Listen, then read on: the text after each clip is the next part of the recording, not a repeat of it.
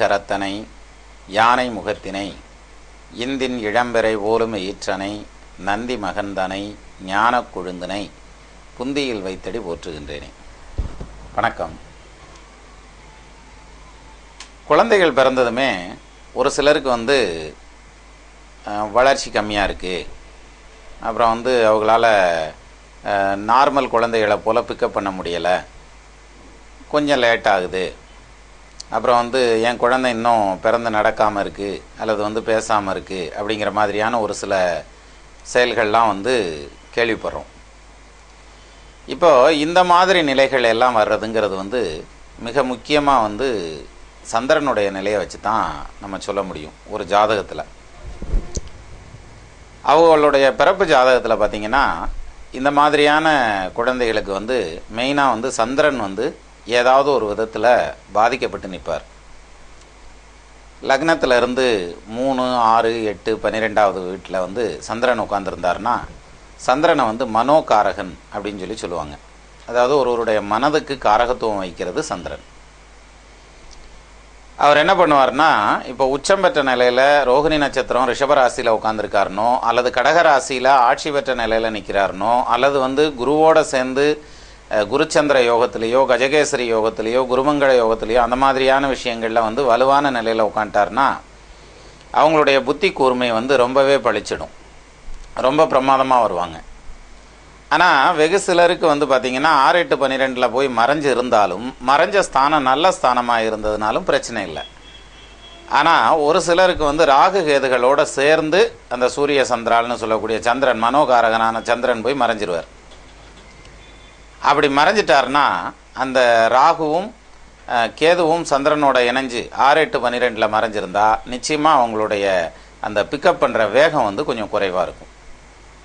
அதுக்கு என்ன காரணமாக இருக்கும் அப்படின்னா, சூரியனையும் சந்திரனையும் மறைக்கக்கூடிய பவர் இந்த ராகுவுக்கும் கேதுவுக்கும் மட்டும்தான் உண்டு. ராகுவும் கேதுவும் ஜோதிடத்திலேயே மிக ரொம்பவே பவர்ஃபுல்லான கிரகம்னு சொல்லுவாங்க. உள்ள கிரகங்களில் நவகிரகங்களில் வலிமையானதுன்னு எடுத்துட்டா ராகுவையும் கேதுவையும் தான். ஜாதக அலங்கார பாடல் அதை தெளிவாக சொல்லுது.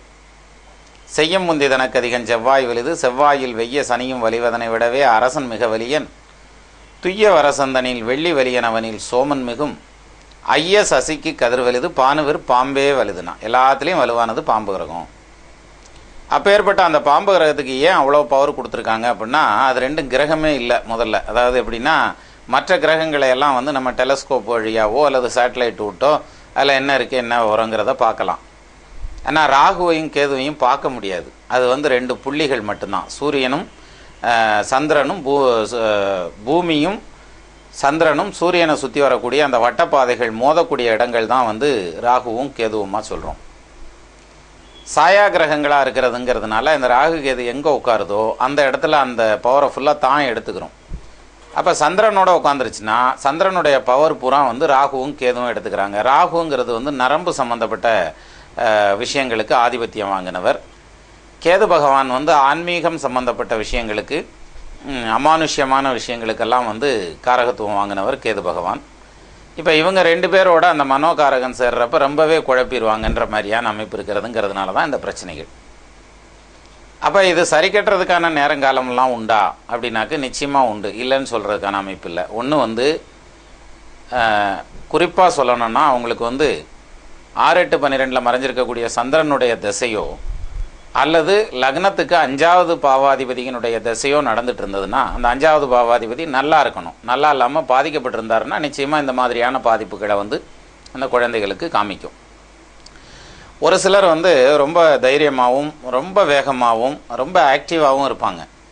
ஒரு ஸ்டேஜுக்கு அப்புறம் பார்த்திங்கன்னா பட்டார்னு அப்படியே டேர்ன் ஆகி ரொம்ப பயந்த சுபாவமாக போகிறதுக்கான காரணங்கிறதே இந்த மனோகாரகன் மறைகிறது தான்.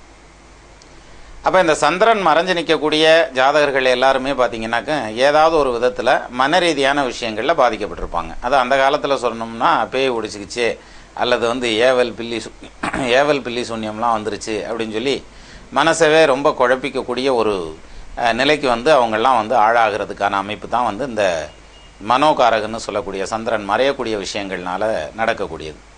ஆனால் அதே சமயத்தில் இந்த சந்திரன் உச்சம் பெற்ற நிலையிலையோ ஆட்சி பெற்ற நிலையிலையோ அல்லது ஏதாவது ஒரு யோக பாவத்திலேயோ அவர் உட்காந்துட்டார்னா அவங்களுக்கு கொடுக்கக்கூடிய அந்த யோகம் வந்து அபரிமிதமான யோகமாக இருக்கும். நல்லதொரு பொருளாதார விருத்தி இருக்கும். அது இல்லாமல் முதல்ல மனசு வந்து ரொம்ப நேராக இருக்கும். அவங்கள பொறுத்த வரைக்கும் மன ரீதியான அளவில் வந்து ரொம்பவே வலிமையாக இருப்பாங்க.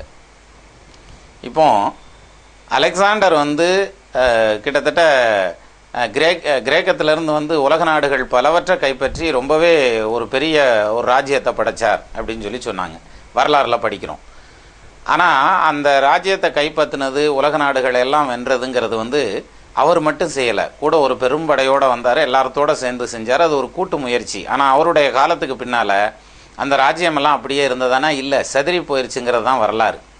அப்போ செதறி போயிடுச்சுன்னா எதை வச்சு செதறி போச்சு? அவர் அளவுக்கு ஆளுமை திறனும் அலெக்சாண்டர் அளவுக்கு மன உறுதியும் வேறு யார்கிட்டையும் இல்லை அப்படிங்கிறது தான் வந்து அந்த படையில் வந்து அவ்வளோ கூட்டம் இருந்திருக்கும். ஆனால் அந்த அளவுக்கு ஆளுமை திறமையும் அந்த அளவுக்கு மன உறுதியும், வைராக்கியம், தன்னம்பிக்கைன்னு சொல்கிறோம் இல்லையா, அந்த மாதிரியான மன உறுதி வந்து வேறு யாருக்கும் அந்த படையில் இல்லாததுனால மற்ற இடங்கள் எல்லாம் செதறி போனதுக்கு அது ஒரு காரணமாக சொல்லலாம். ஸோ அந்த வகையில் ஒரு மனிதனுடைய மனோசக்தி அப்படிங்கிறது வந்து மிக முக்கியமானது. அதுவும் அவனுடைய தன்னம்பிக்கை அப்படிங்கிறது அதிமுக்கியமானது. அப்பேற்பட்ட தன்னம்பிக்கையை கொடுக்கக்கூடியவர் சந்திரன். அந்த சந்திரன் வந்து 6, 8, 12 மறையாமல் இருக்கிறதுங்கிறது தான் உண்மையிலேயே வந்து ஒரு ஜாதகர்களுடைய மிகப்பெரிய வெற்றிக்கு வழிவகுக்கக்கூடிய ஒரு விஷயம். அதே சமயத்தில் சந்திரன் மறைஞ்சிருக்கக்கூடியவங்க வந்து என்ன பண்ணலாம்? த்ரூ ப்ராக்டிஸின் வழியாக, அதாவது ரொம்ப போட்டு குழப்பிக்காமல் ஒரு சில விஷயங்களை எப்பயுமே 2 முடிவு எடுத்துக்குவாங்க. அதுலேயும் குறிப்பாக மிதுன ராசிக்காரங்களை பார்த்தீங்கன்னா திஸ் ஆர் தட்டுங்கிற ஆசிலேஷன் வந்து அவங்களுக்கு வாழ்நாள் பூரா இருக்கும். அந்த மாதிரியான விஷயங்களில் வந்து ரெஜிட்டாக ஒரு முடிவு எடுக்கிறதுக்கு தன்னுடைய மனசை பழக்கி வைக்கிறதுங்கிறத தவிர மற்றபடி வந்து ஒரு மந்திரிச்சு கயிறு கட்டுறதுங்கிறதுனாலையோ, தாயத்து பண்ணுறதுங்கிறதுனாலையோ, ஒரு தகடு தர்றதுங்கிறதுனாலையோ, அல்லது வந்து நான் ஒரு பரிகாரம் பண்ணி உங்களை எல்லாம் மாற்றி வச்சிட்றேன் அப்படிங்கிறதுலையோ வந்து நிச்சயமாக உடன்பாடு இல்லை. அப்படிங்கிறது தான் வந்து சந்திரன் மறைவால் ஏற்படக்கூடிய பலனாக சொல்லலாம். அப்போ மனோகாரகனான சந்திரன் வந்து நல்ல நிலைமையில் இருந்தார்னா அவங்களுடைய சிந்தனா சக்தியும் கற்பனை வளமும் மிக பிரமாதமாக இருக்கும். கவிஞர்களாகட்டும், ஓவியர்களாகட்டும், படைப்பாளிகளாகட்டும், அவங்களுக்கெல்லாம் பார்த்திங்கன்னா அந்த சந்திரன் வந்து அந்த அளவுக்கு பிரமாதமாக உட்காந்துருப்பார். அவங்க தான் வந்து இரவாக புகழ் படைக்கக்கூடிய, நிறைய காவியங்களை இயற்றக்கூடிய ஒரு வல்லமை பெற்ற ஒரு ஜாதகர்களாக அவங்க உருவாகிறதுக்கான அமைப்பு இந்த சந்திரன் கையில் இருக்குது.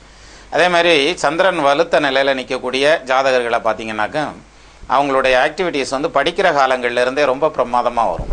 அவங்களுடைய முன்னேற்றம்ங்கிறது வந்து அந்த எக்ஸ்ட்ரா கரிக்குலம் ஆக்டிவிட்டீஸ்னு சொல்லக்கூடிய கூடுதல் திறன்களை வளர்த்து கொள்ளக்கூடிய ஒரு மிகச்சிறந்த ஒரு அறிவாளியாக வந்து சேர்றதுக்கான அமைப்புங்கிறது வந்து அந்த சந்திரன் வலுப்பெற்றிருக்கக்கூடிய ஜாதகர்களுக்கு மட்டுமே பொருந்தும். அப்போது சந்திரனுடைய அனுகிரகம்ங்கிறது வந்து எல்லாத்துக்கும் மிக முக்கியமான ஒன்று. ஏன்னா மனசு வந்து சுத்தமாக இருக்கணும்னு சொல்கிறதுங்கிறதுனால அந்த வகையில் சந்திரனுடைய ஒரு தனி மனிதனுடைய முன்னேற்றமும் அவனுடைய தனிமனித விஷயம் சார்ந்த ஒழுக்கமும் நிர்ணயிக்கப்படுகிறது சந்திரனால தான் அப்படிங்கிறதுல வந்து எள்ளளவும் மாற்றமில்லை. அதை புரிஞ்சு கொண்டாலே வாழ்க்கையில் வெற்றி நிச்சயம்.